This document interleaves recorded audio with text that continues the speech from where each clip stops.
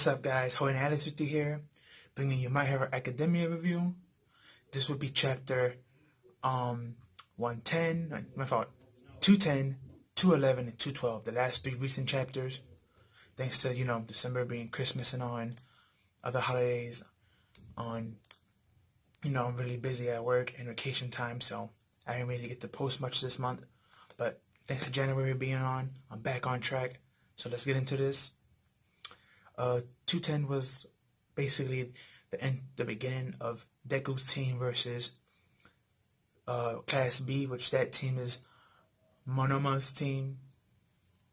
And we see Monoma's teammates are pretty awesome, actually. He has this one chick that she can manipulate the size of things that are not living. Then we have this other chick that she has like a Portuguese. Portuguese is her ability, and it's basically a psychic version of manipulation of items. Basically what Deku Mom could do, but on a higher scale. Then we got this other dude that his quirk, I can't remember the name, but his quirk is devastating.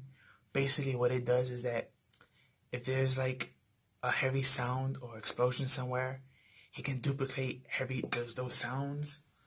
It may not seem like a powerful quirk at first, but if you really think about it and think about good equipment for him and a good costume, he can become something really deadly. Or if he has a teammate like Bakugo or All Might or Deku, people who can make heavy noises, then that's just incredible. Like his quirk is really deadly if trained on well. And then you also have Shinzo and Monoma himself. These five is versus Deku's team, and Deku's team is not the greatest. I know a lot of people are gonna hate on me for saying that, but it is not. You got the acid chick, you got Grape Boy, you got Ochiro, and Deku. So it's weird. Besides the fact that they have one more teammate than Deku's team, everyone on the team got powerful, good quirks. And Deku's team, you only got Deku himself and technically Acid Chick. Because Ravaka, as much as I love her, her quirk, so far as she has demonstrated, is not that deadly, really. And it is useful, yes, but it's not like that super high gravity level, like gravity mages from Fairy Tail or gravity users that are psychic from like Naruto or Bleach or DBZ, which is behind me, all three. You don't really see her gravity powers at that high level of like manipulation, you know what I'm saying? Not to mention the weakness to her power is that she actually has to touch you for her quirk to work. So right now it's more useful as more of a support for long distance than it is close. But especially in a group battle. But like I said, there's only two good people in Deku's team, the Acid Chick and himself. So it's like that's a big disadvantage.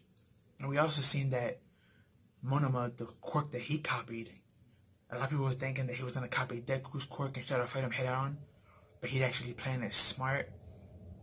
He actually copying the chick who can make, I believe it's called Big O. I believe that's the name of her quirk. That anything she touches, she can manipulate the size of it.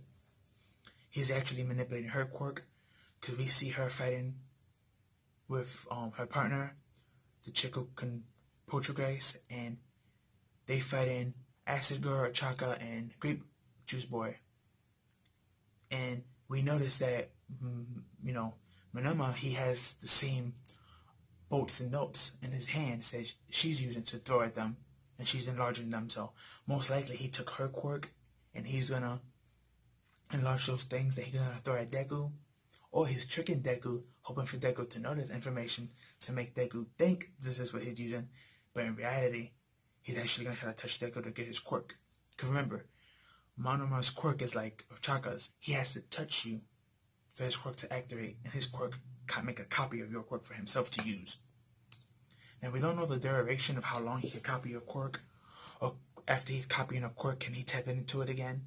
We don't know all the specifics like that, because Class B is not really shined on like that. But even though his quirk was made fun of, that's actually a pretty decent quirk. I mean, unless you're a long-range fighter and you keep him at distance, he can't really touch you, so yeah, it's useless then. But as we've seen in most fights are usually close up to mid, so that's perfect for him. But Even though his real plan was that he had Shino in the back hiding, waiting to Deku to answer one of his questions, and then he could capture Deku like that. Because Minamar states that if they can beat up and capture Deku first, it's an automatic win for them. Because the other three will be easy picking. And sadly, he's right. Because the other three, other than Asagur, Grape Juice, and Ochaka, has nothing on to like counteract or try to defend themselves against the other people on his team. So, but they keep fighting and fighting, and basically we get this one panel where Deku loses control, and this is like towards the end of 211 when Deku's trying to fight him, and he's talking a lot of trash about Deku, but Deku's not answering. But then he gets this one soft spot when he starts talking about Bakugo being the loser that he is, and that I'm surprised he got this far, especially since it's his fault that All Might lost his powers, and he's bashing really hard on the wounds of like Bakugo. And remember, everyone could see and hear their fight, so you know Bakugo's gonna be really upset. He really felt upset about that, so he just added more salt to the wound. Or still pissing off Deku. But Deku goes for like this power attack against him out of anger, and that's when like all this darkness comes out of his body, and like he starts losing control and damaging the field heavily. And then Ochako comes in and tries to save him with her gravity, and she keeps him in the air, and she tells Shino to help out and control Deku, and hopefully, you know, with his power, if they can control Deku, they can calm down his rage and stuff like that. And we saw a flashback of Oshako as well, saying that she saw all the stressful things that her parents went through and trying to raise her. You know what I'm saying? Someone who's not just a girl, but also has powers. And, you know, they was going through some hard times because of their business. So she saw her parents go through that. And by seeing heroes giving people other hope and helping them out, that made her inspired because she felt like that was her calling. So that's why she wanted to be a hero, because she loved helping other people. But she also came to a dilemma. What happened when a hero like Deku, who she's been looking up to, and who always does everything in his power and sacrifice himself to help other people? What happened when they need help? How do you help them? And those were the questions going through her mind as we would get in her backstory. And she was asking Shino for help. So Shino decides, what do I ask him? So he started thinking about the fight in the arena when they fought in the festival, sport festival and stuff. And he just came up with a very basic answer. And he's like, yo, Deku, let's fight again. And Deku answered, yeah. And that's when the shadow that was coming out of his hand started to slow down, like it was gonna like shut off. But instead, Deku wound up in like this other realm where it's just him, and he's covered in shadow. From here, from his jaw down, he's covered in shadow. All you see is his eyes and his hair. And then you see this one dude who looked like a punk rocker comes out and like, dude, I tell you, this is not how you use this power, and this power is not your own no more, and this power seems to be growing. We told you this already. Why aren't you listening?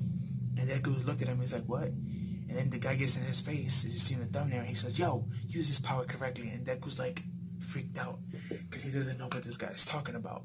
This guy is talking to Deku like they talked about this before, but in Deku's mind, it's like, dude, who are you? I don't even know who you are.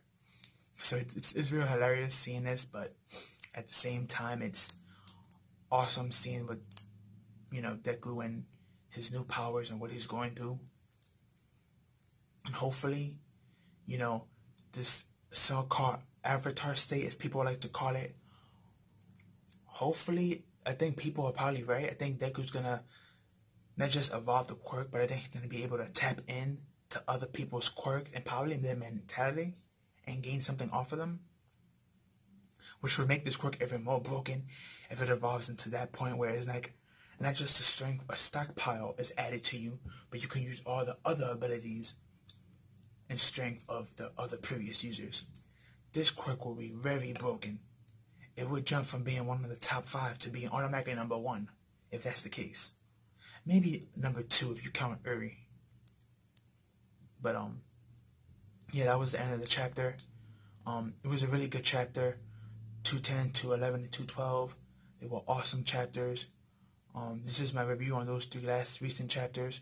Like I said earlier in the video, if you made it this far, I've been busy thanks to December and the holidays and vacation time from work and double shift from work and stuff like that. So I just been in a real crazy wave this month. But now I'm back on my regular schedule, here to do my reviews, and here it is. And hopefully I catch y'all later. And like, comment, share, subscribe. Follow me on Twitter. Link will be down below. Tell me what you thought about these three chapters. Tell me what you found interesting and what you expected in these chapters, and what you liked it and what you thought of Deku's team.